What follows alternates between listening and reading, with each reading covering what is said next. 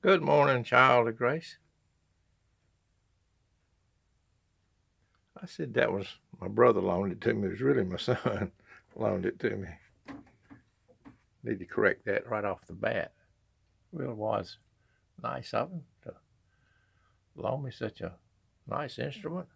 Plays real good. A Martin made in Mexico. But it's a Martin nonetheless. The company, they use the same mold. Anyway, just gonna show you my room here before I start talking.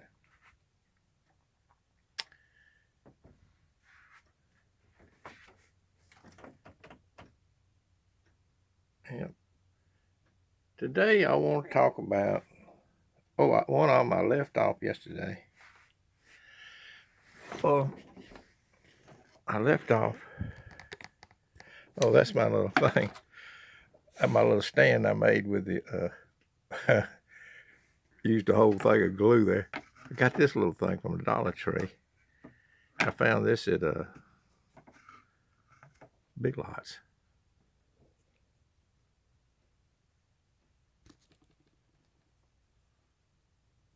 Well, anyway, I thought I'd get in here and try to make another thing because I left off yesterday. I'm trying to get this pointed right. Oh, the things that I thought meant one thing, but they really actually meant another. On my video, some of my brethren pointed it out to me. This where it says, let's see where it says this is saying, "I am Christ," where Jesus said, "I am Christ." You know, I always thought that I always thought this meant something else. Where Matthew 24, let's see. For many shall come. So look at this, brother and sister. It's funny how we can go through life and think something's talking about something else, but really it's an entirely different thing. Matthew 24, 5. For many shall come in my name, saying, I am Christ, and shall deceive many. Well, I read that my whole life. And I thought, well, there's when some people were going to come around claiming to be Christ. No, read it again and read it slow, like I do naturally. But many shall come in my name, saying, I am Christ, and shall deceive many. Okay, but this was Jesus talking. This was Jesus speaking. He would have said, many shall come in my name, saying they are Christ. No, they didn't do that. He said, these people came and they agreed that Jesus was the Christ, and they came in his name. So that's an entirely different matter. You see what I'm saying, brothers and sisters? Many shall come in my name. That works for today. A lot of people come in his name, saying Jesus is the Christ, but they deceive many people. So that, in my view, that's what he was saying in that text, and it's something we had all wrong. So it's possible for a fallible man to be wrong on a lot of stuff. And so I'm being humbled here in my senior years by these very studious brethren out there that know a lot more, see other things. Two heads is better than one, looks like. But anyway, all I was going to do this morning is drink my coffee and read a couple of scriptures that were pointed out to me by brethren out there that I thought were just absolutely wonderful scriptures. Well, let's see. Here it is. What I think is probably the most beautiful scripture that out there in the Old Testament. Let's see. Wonderful, wonderful. Let's say Jeremiah 31:33. Listen to this, brothers and sisters, for a beautiful scripture from the Old Testament, which I believe was pointing toward our day. Let me see if I can read it. Behold, the day comes, saith the Lord, that I will make a new covenant with the house of Israel and with the house of Judah, not according to the covenant that I made with their fathers in the day that I took them by the hand to bring them out of the land of Egypt, which my covenant they break.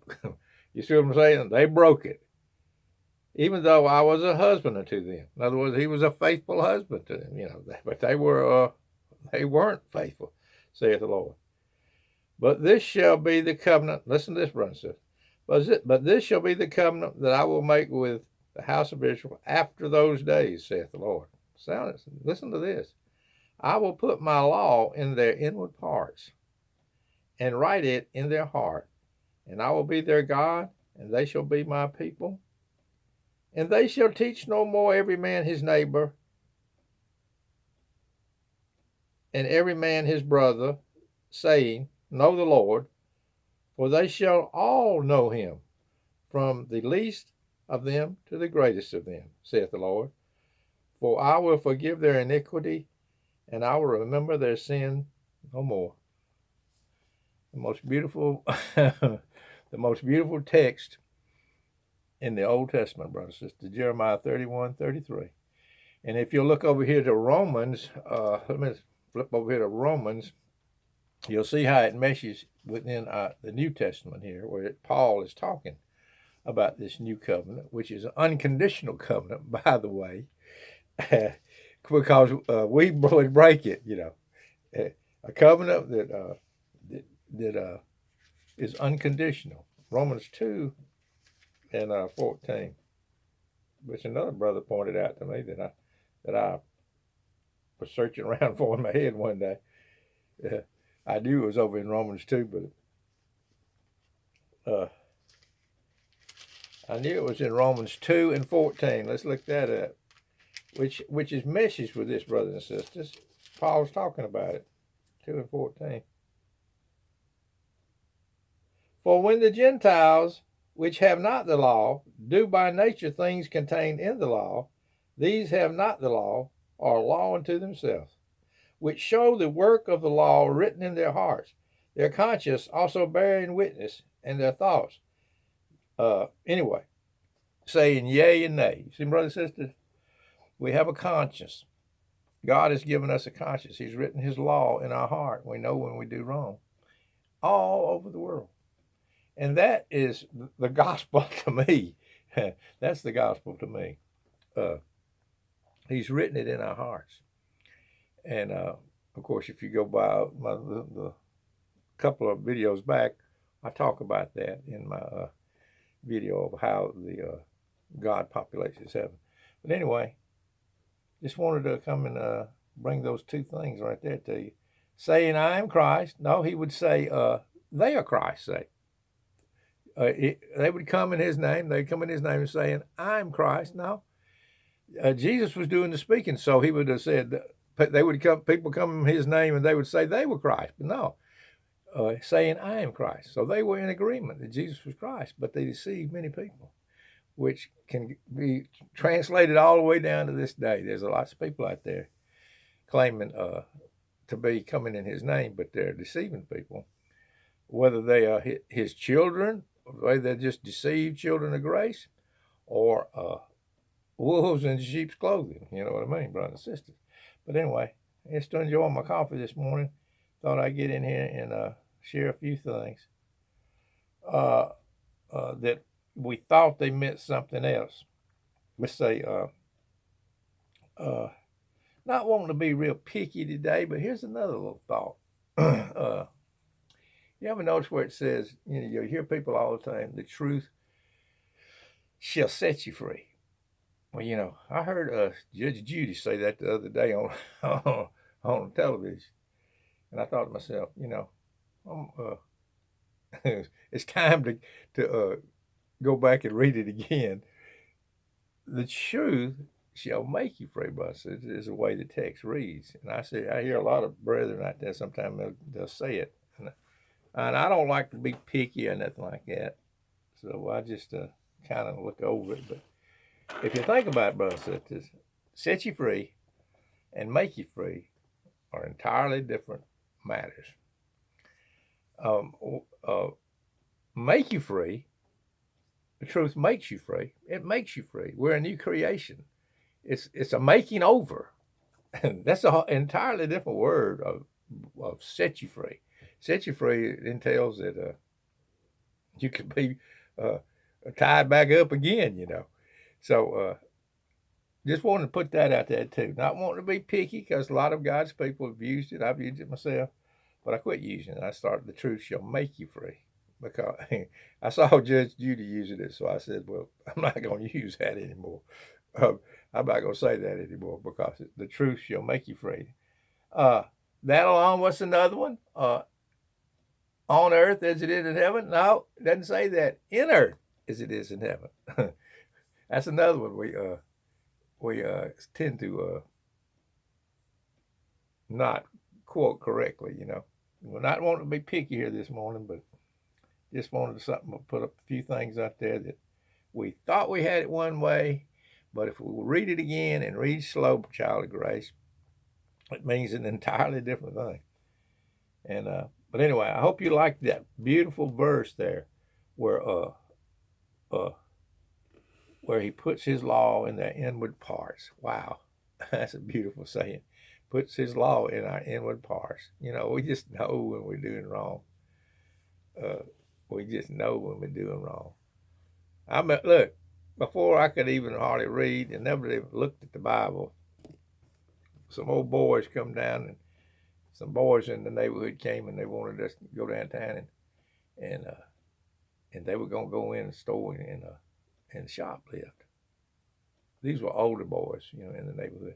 But we wanted to be part of the pack, we wanted to be popular because we were new kids on the block young. So we go with them downtown. Can you imagine that? Our parents back then, we were young kids. They let us walk all the way downtown. Ride the bikes all the way across, way off and didn't even worry. But anyway, all the way down to downtown where these boys went, they went in and bought it, and I didn't do it, you know. I was too scared, you know. But I was with them, so I was guilty. And when they came out with all that candy and cigars and stuff, I partook in the feast, you know. We went back to our little lair that they had down on a lake, an old barn behind our house where they kept horses. And we partook of the feast. We had all the candy we wanted. And at the end of that candy, he had stolen some cigars. And we smoked those cigars, tried to smoke them. I got deathly sick and went home.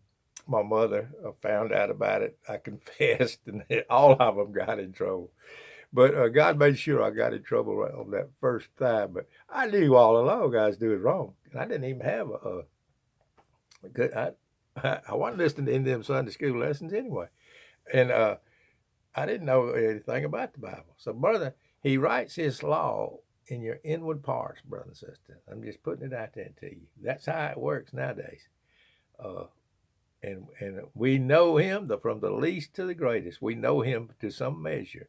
All of God's people know him in some fashion. Some of them know him better than others, as you probably have found out along your walk. But anyway, that's all I want to say this morning. Let's see if how much time we got left. Oh, we ain't got hardly any time at all. I like to mess up. But what I want to say is, brothers and sisters, to everybody out there, peace and love from this old boy down here in Alabama.